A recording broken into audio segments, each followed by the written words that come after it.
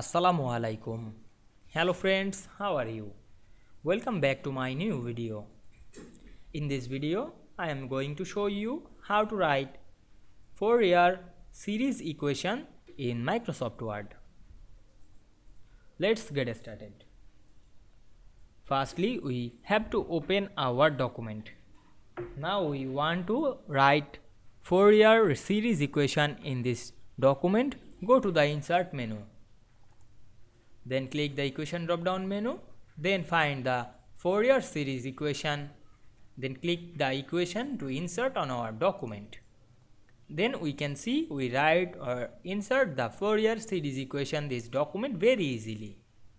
Now we want to edit and added extra equation to this equation box. Click the equation box and go to the design menu. Then we can see here many options. We added any equation option to this box very easily.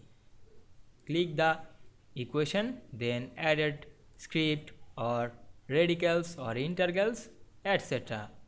Now I add the radical. Then we can see we write Fourier series equation and edit the equation very easily. I hope you enjoyed the video.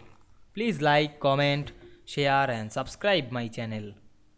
Thanks for watching.